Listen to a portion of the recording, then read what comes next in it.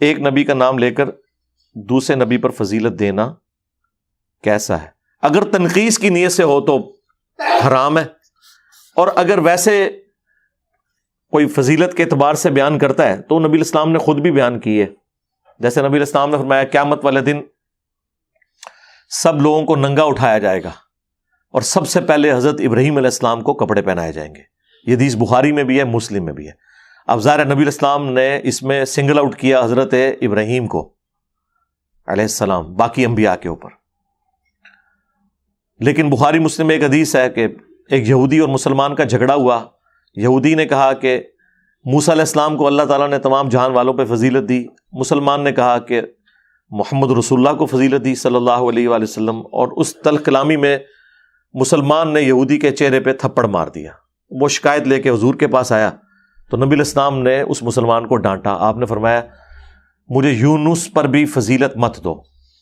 اب یونس وہ ہیں علیہ السلام جن پہ اللہ تعالیٰ نے عتاب فرمایا. قرآن میں آیا کہ وہ مچھلی کے پیٹ میں رہے، اور تورات میں یہاں تک آیا کہ 3 دن اور 3 راتیں انہوں نے کاٹیں مچھلی کے پیٹ میں. اور سورہ الصافات میں اللہ تعالیٰ نے فرمایا کہ اگر وہ ہم سے معافی نہ مانگتے، ہمارا ذکر نہ کرتے، جو سورۃ الانبیاء میں آیا لا الہ الا انت سبحانک انی کنت من الظالمین، تو پھر وہ اسی دن مچھلی کے پیٹ سے نکالے جاتے جس دن مردے اپنی قبروں سے نکالے جائیں گے. یعنی یونس علیہ السلام کی قبر بن جانی تھی اسی مچھلی کے پیٹ میں اگر وہ ہم سے معافی نہ مانگتے ان کلمات کے ذریعے. جس پیغمبر پہ اللہ کا اتنا غصہ ہو کیونکہ وہ اللہ تعالیٰ کی وحی کا انتظار کیے بغیر اپنی قوم کو چھوڑ کے چلے گئے تھے، اور رسول اللہ فرما رہے ہیں کہ مجھے اس سے بھی بہتر مت کو.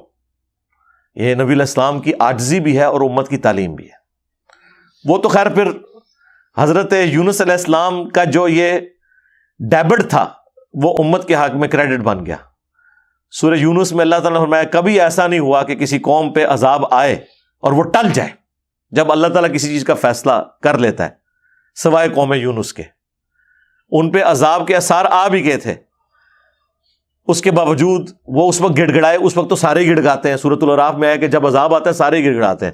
لیکن اللہ تعالیٰ نے قوم یونس کی آہوزاری اس وقت سن لی، اور اس کی برکت دیکھیں وہ سارے مسلمان ہو گئے. 1 لاکھ سے زیادہ تھے، قرآن میں آیا 1 لاکھ سے زیادہ، اور سارے مسلمان ہو گئے. اور صرف اس وجہ سے انہیں یہ کریڈٹ ملا کہ ان کے پیغمبر نے وحی کا انتظار کیے بغیر اس علاقے کو چھوڑ دیا تھا کہ اچھا اب ان پہ تو عذاب آئے گا، میں تو جا رہا ہوں. وہ پھر جس کشتی میں سوار ہوئے وہ سمندری طوفان میں پھنس گئی، اور وہاں پہ ٹریڈیشن تھی کہ سمندری طوفان میں اس وقت کشتی پھنستی ہے کہ جب کوئی ایسا اس میں مسافر بیٹھا ہو جو اپنے مالک کی اجازت کے بغیر نکلا ہو. تو قرآن اندازی کی گئی، پہلی دفعہ قرآن اندازی کی تو حضرت یونس علیہ السلام کا نام نکل آیا.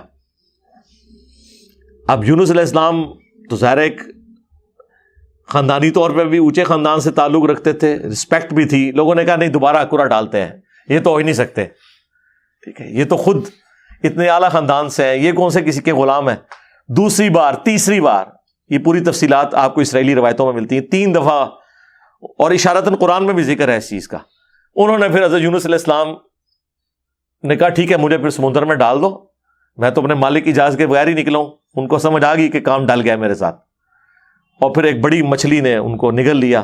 3 دن 3 رات تک انہوں نے اس اندھیرے میں اللہ تعالیٰ سے کلمات، وہ اس امت کو اس میں اعظم ہی مل گیا قرآن کی برکت سے، لا الہ الا انت سبحانک انی کنت من الظالمین.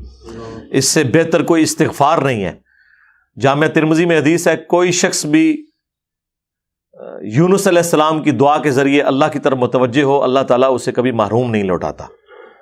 اور قرآن میں بھی اس کا ذکر ہے کذالک ننجی المؤمنین، ہم مومنین کو بھی اسی طریقے سے نجات دیں گے جب وہ ان کلمات کے ساتھ ہماری طرف متوجہ ہوگا.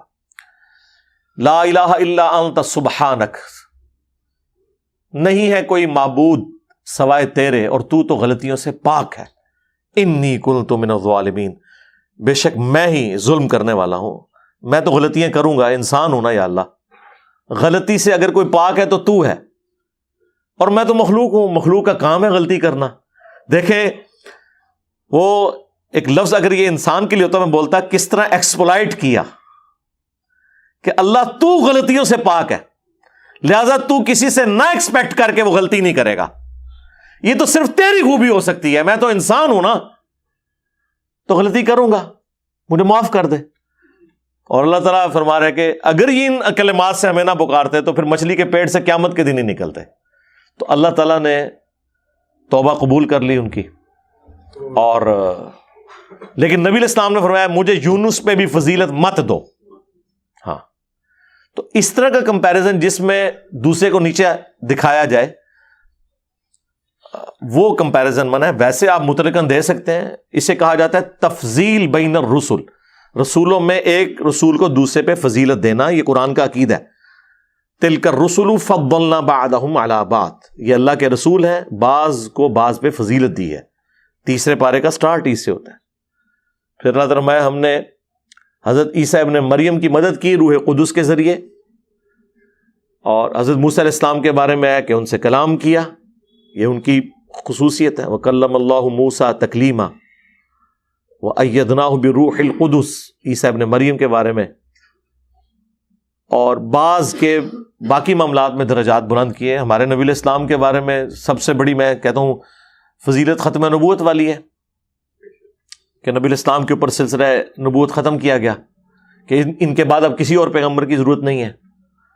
پھر پوری انسانیت کے لیے پیغمبر بنا کے بھیجا گیا. نبی علیہ السلام کی تو اگر آپ خوبیاں گننا شروع کریں قرآن و سنت کی روشنی میں تو وہ درجنوں ایسی خوبیاں ہیں جو اور کسی پیغمبر کو نہیں ملی, لیکن ان کی بنیاد پہ کسی اور پیغمبر کی تنقیص نہیں ہو سکتی. اسے کہا جاتا ہے تفریق بین الرسل, وہ حرام ہے.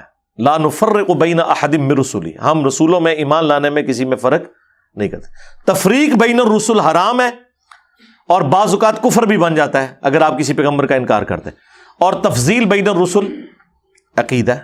صحیح مسلم میں حدیث ہے کہ شب معراج جب تمام انبیاء کو بیت المقدس میں جمع کیا گیا تو جبرائیل علیہ السلام نے کہا کہ آپ ان کی امامت کروائیں.